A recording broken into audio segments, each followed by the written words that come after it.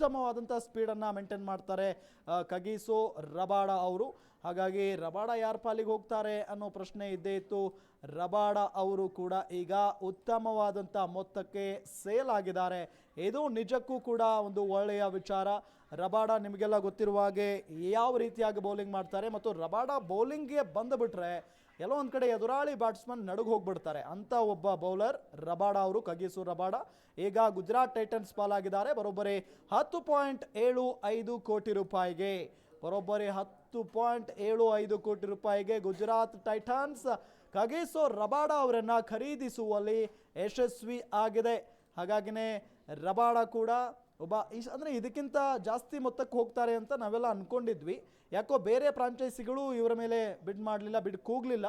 ಹಾಗಾಗಿನೇ ಎಲ್ಲೋ ಒಂದು ಕಡೆ ಫ್ರಾಂಚೈಸಿ ಅಂದರೆ ಈ ಗುಜರಾತ್ ಟೈಟನ್ಸ್ ಕಗಿಸೋ ರಬಾಡ ಅವರನ್ನು ಎಲ್ಲೋ ತಮ್ಮ ಕಡೆಗೆ ಸೆಳೆದುಕೊಳ್ಳುವಲ್ಲಿ ಯಶಸ್ವಿ ಆಯಿತು. 10.75 ಕೋಟಿ ರೂಪಾಯಿ ಕೊಟ್ಟು ಕಗಿಸೋ ರಬಾಡ ಅವರನ್ನು ಉಳಿಸಿಕೊಂಡಿದೆ ಅಥವಾ ಖರೀದಿ ಮಾಡಿದೆ. ಇನ್ನು ಮತ್ತೊಬ್ಬ ಆಟಗಾರ ಅಂತ ಅಂದರೆ ಅದು ಜಾಸ್ ಬಟ್ಲರ್. ಕಳೆದ ಬಾರಿ ಅವರು ರಾಜಸ್ಥಾನ್ ರಾಯಲ್ಸ್ ತಂಡದಲ್ಲಿದ್ದರು. ಈ ಬಾರಿ ಗುಜರಾತ್ ಟೈಟಾನ್ಸ್ ತಂಡ 15.75 ಕೋಟಿ ರೂಪಾಯಿಯನ್ನು ನೀಡಿ ಜಾಸ್ ಬಟ್ಲರ್ ಅವರನ್ನು ತಮ್ಮ ತೆಕ್ಕೆಗೆ ಹಾಕಿಕೊಳ್ಳುವಲ್ಲಿ ಯಶಸ್ವಿ ಆಗಿದ್ದಾರೆ.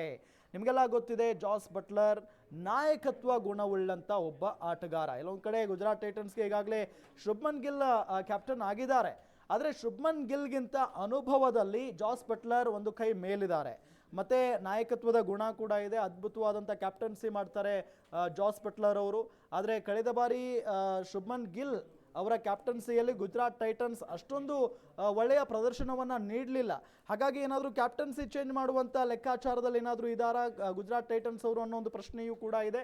ಜೊತೆಗೆ ಜಾಸ್ ಬಟ್ಲರ್ ಅವರು ಓಪನಿಂಗ್ ಬ್ಯಾಟ್ಸ್ಮನ್ ಕೂಡ ಹೌದು. ಜೊತೆಗೆ ಕ್ಯಾಪ್ಟನ್ಸಿ ಜವಾಬ್ದಾರಿಯನ್ನು ಕೊಟ್ಟರೆ ಆರಾಮಾಗಿ ಮಾಡಿಬಿಡ್ತಾರೆ.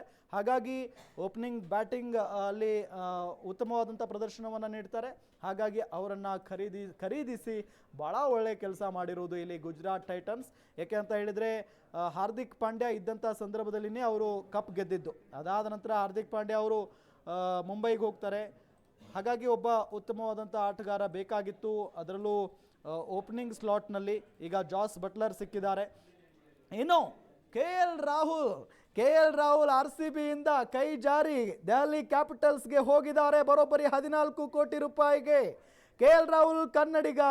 RCB ಅವರ ಮೇಲೆ ಕಣ್ಣಿಟ್ಟಿತ್ತು. RCB ಫ್ಯಾನ್ಸ್ ಎಲ್ಲ ಅನ್ಕೊಂಡಿದ್ರು ಕೆ ಎಲ್ ರಾಹುಲ್ ಅವರನ್ನ RCB ಖರೀದಿ ಮಾಡುತ್ತೆ ಅಂತ ಹೇಳಿ. ಆದರೆ ದೆಹಲಿ ಕ್ಯಾಪಿಟಲ್ಸ್ ಪಾಲಾಗಿದ್ದಾರೆ ಕೇವಲ 14 ಕೋಟಿ ರೂಪಾಯಿಗೆ ಕೆ ಎಲ್ ರಾಹುಲ್. ಹಾಗಾದ್ರೆ RCB ಏನ್ ಮಾಡ್ತಾ ಇದೆ? RCB ಯಾರ ಮೇಲೆ ಕಣ್ಣಿಟ್ಟಿದೆ ಅನ್ನೋ ಪ್ರಶ್ನೆ ಇದೆ. ಈಗ RCB ಯಾಕೆ ಕೆ ಎಲ್ ರಾಹುಲ್ ಅವರನ್ನ ತೆಗೆದುಕೊಂಡಿಲ್ಲ?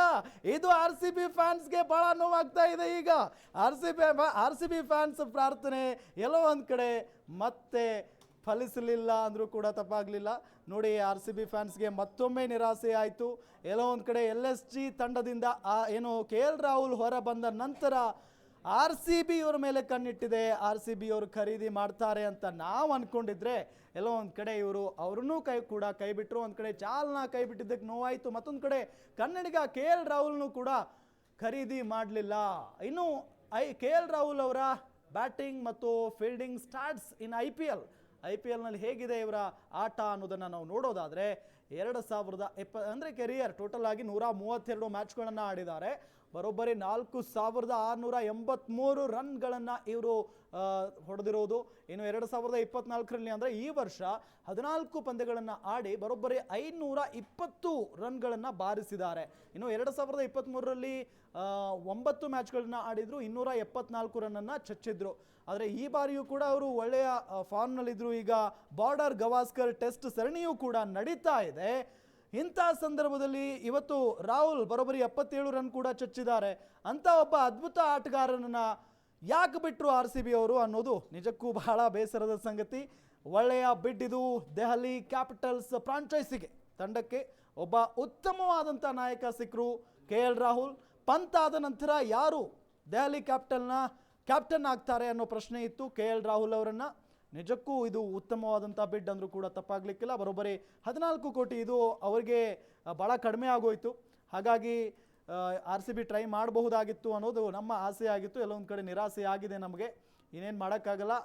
ಇಲ್ಲಿ ಕ್ಯಾಪ್ಟನ್ ಆಗ್ತಾರೆ ದೆಹಲಿ ಕ್ಯಾಪಿಟಲ್ಸ್ಗೆ, ಅಲ್ಲಿ ತುಂಬ ಚೆನ್ನಾಗಿ ಆಡಲಿ KL ರಾಹುಲ್ ಅನ್ನೋದು ನಮ್ಮ ಪ್ರಾರ್ಥನೆ. ಆದರೆ ಒಳ್ಳೆಯ ಬಿಡ್ ಇಲ್ಲಿ ದೆಹಲಿ ಕ್ಯಾಪಿಟಲ್ಸ್ ಅವರಿಗೆ. ನಿಜಕ್ಕೂ ಕೂಡ ಇದು RCB ಫ್ಯಾನ್ಸ್ಗೆ ಭಾಳ ನಿರಾಸೆಯ ವಿಚಾರ.